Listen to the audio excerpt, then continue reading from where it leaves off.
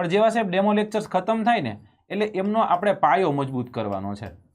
અને સાહેબ આ પાયો મજબૂત કઈ રીતના થાય પાયામાં જોઈશું. આખું ગામ જાણે છે સાહેબ કે જીસીઆરટી જરૂરી છે, કોન્સ્ટેબલ પીએસઆઈ ની તૈયારી કરો છો, મેથ્સ જરૂરી છે.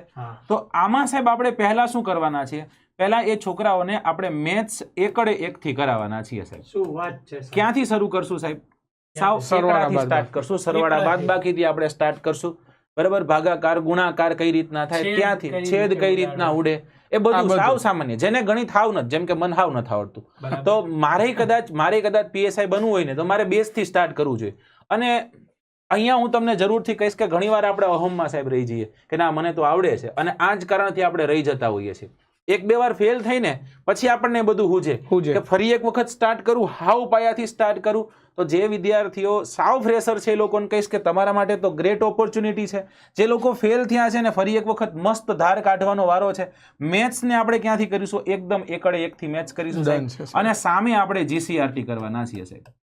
આ જીસીઆરટી ને સાહેબ આપ જાણો છો સ્પર્ધાત્મક પરીક્ષાની ગીતા તરીકે આપણે માનીએ. હવે આ જીસીઆરટી માં સાહેબ ધોરણ 6 થી સ્ટાર્ટ કરી અને ધોરણ 12 સુધીની આપણે જીસીઆરટી કરાવીશું. આમાં કયા કયા વિષય કરાવીશું સાહેબ? ખાસ કરીને હિસ્ટ્રી નામનો વિષય છે તો એ આપણે કરાવીશું. જીઓગ્રાફી નામનો વિષય છે તો એ આપણે કરાવીશું. આર્ટ એન્ડ કલ્ચર નામનો વિષય છે તો એ આપણે કરાવીશું. બરાબર, અને પોલિટીનું પણ પ્લાનિંગ છે, રાઈટ? તો આ 4 વિષયો છે, 4 વિષયો આપણે કરાવીશું. એટલે સાહેબ 6થા ધોરણથી લઈ 12મા ધોરણ સુધી બેઝિક એનો પાયો મજબૂત થાય. હવે કાલ સવારે અકરમ સાહેબ ભણાવે, હું ભણાવું. ઉદાહરણ તરીકે હું ભૂગોળ ભણાવવાનો છું, તો ભૂગોળમાં હું તમને સીધું ફિઝિકલ જ્યોગ્રાફીમાં જઈને એમ કહું ઓશેનિક કરન્ટ્સ એટલે શું, રાઈટ? પણ તમને ડેફિનેશન ખ્યાલ હોય, તમને પાયો ખબર હોય તો મજા આવે. બાકી નકર એ જ સમજાવવામાં ઘણો બધો સમય વયો જાય. આ એક ડિક્શનરી તરીકે તમે કહી શકો કે એકદમ પાયાથી તમે સમજો છો, એકડા બગડા છે આ એ સમજાઈ જાય છે. પછી જટિલમાં જટિલ કેલ્ક્યુલેશન કેમ ન હોય એ તમે કરી શકશો સાહેબ. આ આપણે આ પ્રોજેક્ટ છે એ પ્રોજેક્ટ આપણે ચલાવવાના. રોજ 1.5 કલાક મેથ્સ રીઝનિંગ કરાવવાના છીએ રોજ. Yes sir. અને ઓલમોસ્ટ એટલું ને એટલું, કદાચ આમાં થોડોક સમય વધે એટલે રોજ છોકરાએ અંદાજિત સાહેબ 3.5 થી 3.5 કલાકનો ટાઈમ કાઢવાનો છે. સમય કદાચ વધે સાહેબ. કોઈ ટોપિક એવો છે કે સાહેબ લાંબો છે, કોઈ ટોપિક એવો છે કે સાહેબ ટૂંકો છે, તો એ થોડુંક એડજસ્ટ કરવાનું. અને કરશો જ ને, સમજો તમે જ તે ઈચ્છો છો કે સાહેબ હજી વધુ ભણાવો, હજી સારું ભણાવો એમ. તો આ રોજ આપણે સાહેબ 3-3.5 કલાક કે 4 કલાક સુધી પણ જઈએ. પેલા પાયો મજબૂત કરાવશું. આની સિવાય એને કાંઈ કરવાનું નથી. આ પાયો મજબૂત થઈ ગયો, એક વખત જીસીઆરટી અને મેથ્સ છે એ મેથ્સના લેક્ચર ખતમ થઈ ગયા સાહેબ, પછી આપણે વિષય વાઇઝ જાશું, સબ્જેક્ટ વાઇઝ જાશું. Yes sir. હજી થોડુંક ડિટેલમાં આપણે કહી દઈએ. Yes sir. જી સર. આ જે પાયો છે, આ પાયો ટોટલ છે ને સાહેબ આપણે 30 દિવસ માટે કરવાની છે સાહેબ. Okay sir. 30 દિવસ આની મહેનત કરવાની છે, જેમાં સાહેબ આપણે ઓલમોસ્ટ 15 દિવસ સુધી મેથ્સ અને જીસીઆરટી ના લેક્ચર આવશે. 15 દિવસમાં મને એટલું ખબર સાહેબ કે મેથ્સ છે તો મેથ્સ નો પાયો છે એ આખો આરામથી પતી જાય. સરવાળા બાદબાકી ગુણાકાર ભાગાકાર છેદ ઉડાડતા ટકા શોધતા બધું તમને આવડી જાય. આ સિવાય બાકીના 15 દિવસ જીસીઆરટી તો હાલશે જોડે બાકીના જે 15 દિવસ છે તો એમાં 2 લેક્ચર જીસીઆરટી ના આવશે. એટલે ઓલમોસ્ટ છે 30 દિવસ સુધી જીસીઆરટી ના પણ લેક્ચર આવશે, જેમાં આપણે બેઝિક જીસીઆરટી આખું કવર કરવાનું છે. તો 30 દિવસ સાહેબ આ પાયો હાલવાનો છે.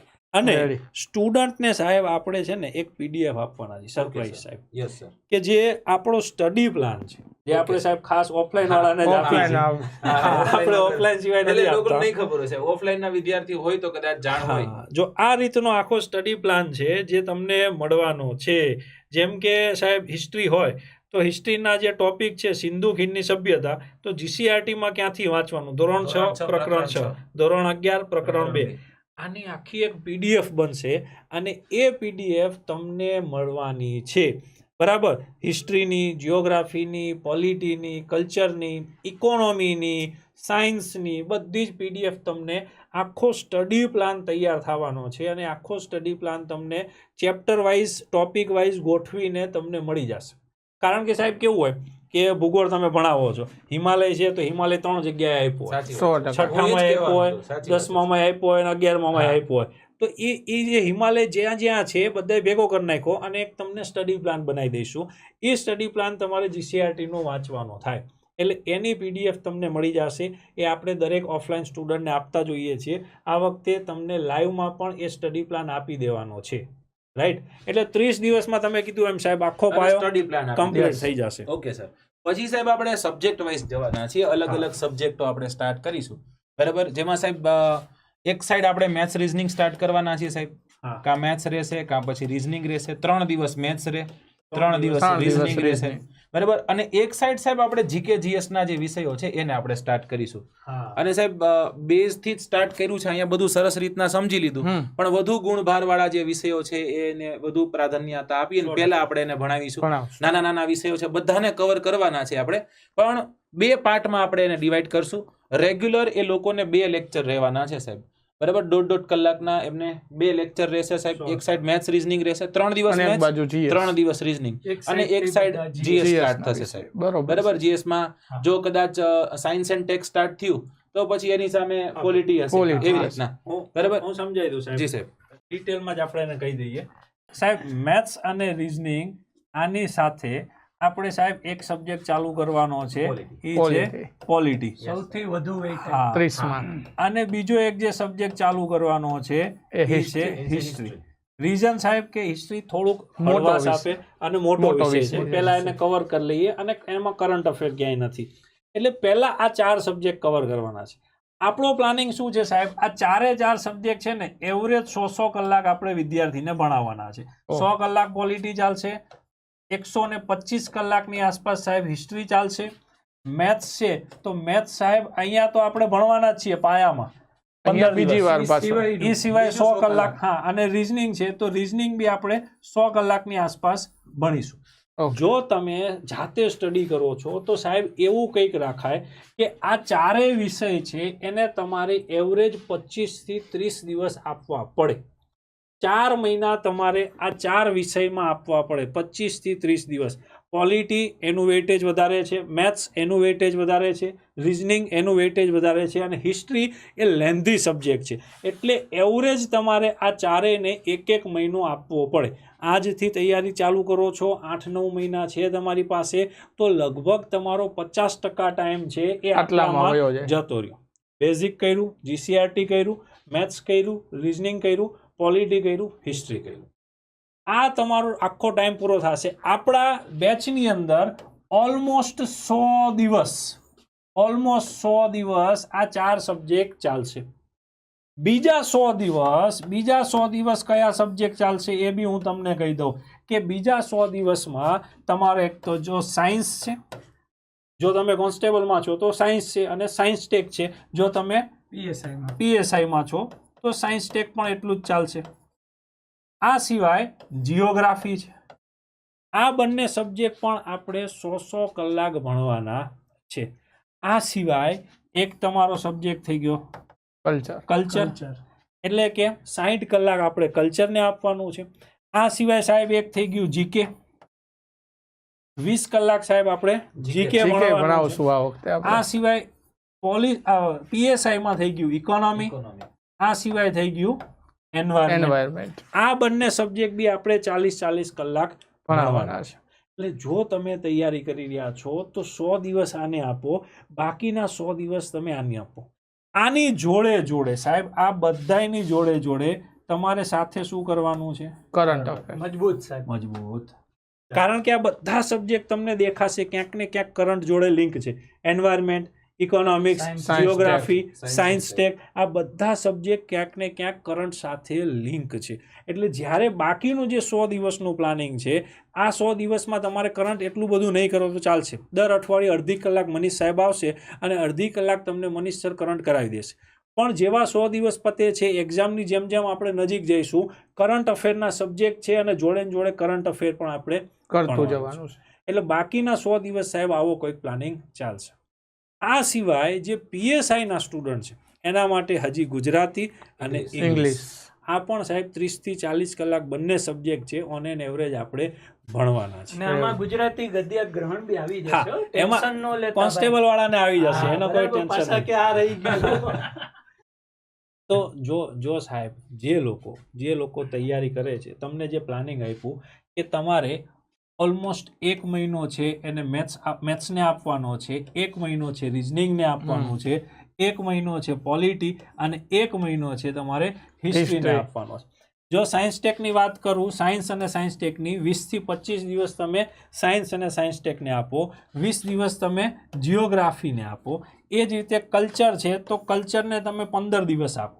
જીકે છે, જીકેને તમે 5 દિવસ આપો. ઇકોનોમી અને એન્વાયરમેન્ટ છે, આ બંનેને થઈને તમે ઓલમોસ્ટ 20 દિવસ આપો. એટલે બાકીના જે 100 દિવસનું પ્લાનિંગ છે એ આ પ્રમાણે કરો. એટલે આ તમારું 230 દિવસનું પ્લાનિંગ સાહેબ થઈ ગયું મજબૂત 8 મહિના. બીજું એક છે કે આમાં માત્ર ભણવાની વાત આવી, બરાબર? તમે એવું કીધું કે આમાં શિક્ષકો ભણાવશે, સાહેબ નોટ્સ પણ એટલી જ તે જરૂરી છે, બરાબર? તો વિદ્યાર્થીઓને કદાચ ન જાણ હોય તો આપણે એ પણ જણાવી દઈશું કે આમાં શિક્ષક છે, શિક્ષક કોઈ ટોપિકને લઈને આવશે. ઉદાહરણ તરીકે કાલે જ તે મારો લેક્ચર સ્ટાર્ટ થાય છે, આપણે ડેમો લેક્ચર પછી આપણે નોટ્સ બનાવવાનું સ્ટાર્ટ કરશું, બરાબર? તો કાલનો લેક્ચર છે, તો લેક્ચર જ્યારે આપણે સ્ટાર્ટ થશે જિયોગ્રાફીના સૂર્યમંડળના ભાગરૂપે પૃથ્વી હું તમને ભણાવીશ. હવે તમને સરસ રીતના ભણાવ્યું, તમારા મગજમાં ઓલમોસ્ટ ચડાવી દીધું, બરાબર? પણ બહુ સમય સુધી નથી રહેતું, એટલે હું તમને નોટ્સ લખાવડાવીશ. ઘણીવાર તમને ખ્યાલ છે કે નોટ્સ લખવી જરૂરી છે, પણ ખબર નથી કે નોટ્સ કેમ લખવી, પ્લસ ક્યાંક કંટાળો આવે છે. હવે હું જ લખાવીશ તો તમને એમ થશે કે સાલું સાહેબ લખાવે છે, સાહેબ પોતાનો સમય આપે છે તો હું લખું એમ. એટલે પોતાની એક પર્સનલ નોટ્સ તૈયાર થશે. અને સાહેબ આજે કાલે એક આપણે બહુ સુંદર એવું પોડકાસ્ટ મૂક્યું છે સાહેબ. એમાં યાત્રીબેને એક બહુ સરસ વાત કરી છે સાહેબ, એને હું અહીંયા કોટ કરીશ. આજે જ મૂક્યું. હા સાહેબ, આજે મૂક્યું. અને બહુ મસ્ત વાત કરી એમને કે સાહેબ હું વાંચું ને, પેલા 5 પેજ મેં વાંચી લીધા, જિયોગ્રાફીના 5 પેજ વાંચ્યા. પછી હું જ્યારે બીજી વાર જિયોગ્રાફી વાંચવાનું સ્ટાર્ટ કરું તો પેલા 5 પેજ છે ને પેલા વાંચું, પછી 6થા પેજથી સ્ટાર્ટ કરું ને 10મા પેજ સુધી વાંચું. ત્રીજી વાર જ્યારે હું વાંચવા માટે બેસીશ તો પહેલા પેજથી સ્ટાર્ટ કરીશ અને એ 10 પેજને હું રિવિઝન તરીકે જોઈશ અને પછી બાકીના 5 પેજ છે એને હું કવર કરીશ. પણ આ ક્યારે થઈ શકે?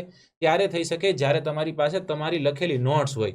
તો અહીંયા શિક્ષકો તમને દરેક વિષયની, દરેક ટોપિકની નોટ્સ છે એ નોટ્સ કરાવશે.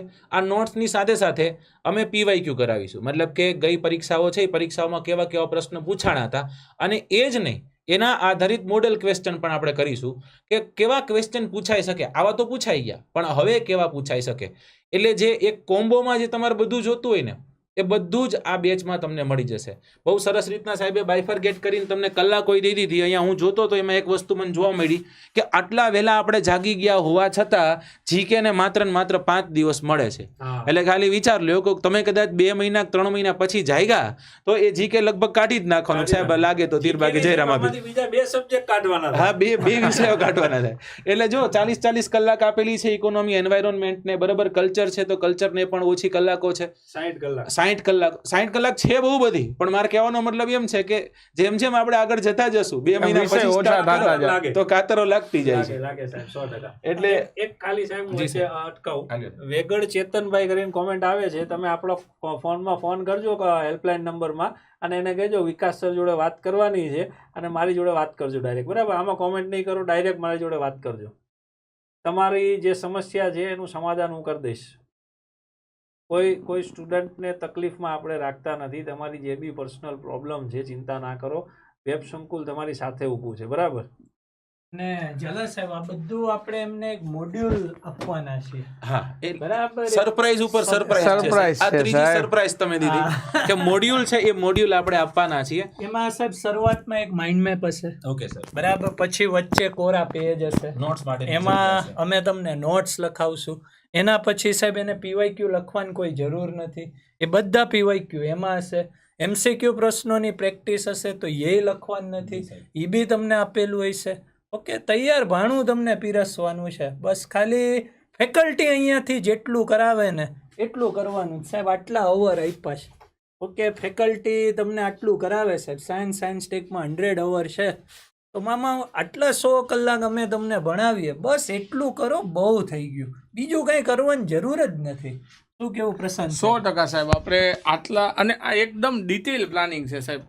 આખું કે સાહેબ પહેલા બેઝિક કરી નાખો, એ થઈ જાય પછી મેઇન વેઇટેજ વાળા સબ્જેક્ટ કરો અને પછી જે બીજા સબ્જેક્ટ આપણા બાકી રહે છે એ બધા આપણે તૈયાર કરીએ. PSI કોન્સ્ટેબલ નો જે રસ્તો નીકળે છે ને સાહેબ, અહીંથી જાય. હા, જે મેથ્સ છે, રીઝનિંગ છે, પોલિટી છે, અહીંયાથી જે જે બી સાહેબ બનશે ને આ બધા પાવરફુલ અહીંયાથી પસાર થયો. બીજું સાહેબ બીજું છોકરાઓને કઈ કરવાનું જ નથી. આપણે એક મોડ્યુલ તૈયાર કરીને આપી દે અને ઈ જ ફોલો કરવાનું છે આખી બેચ ની અંદર સાહેબ. મામા એટલું કરો બહુ સાવ થઈ સાવ ગયું, સ્પૂન બરાબર. ફીડિંગ છે ખરેખર કઈ સાહેબ અત્યારે આપણે જે સીસી ની બેચ ની અંદર મોડ્યુલ વાળો જે આપણો કોન્સેપ્ટ હતો સાહેબ, છોકરાઓ પ્રેક્ટિસ કરીને આનંદ કરે છે સાહેબ. આનંદ સાહેબ. 100%.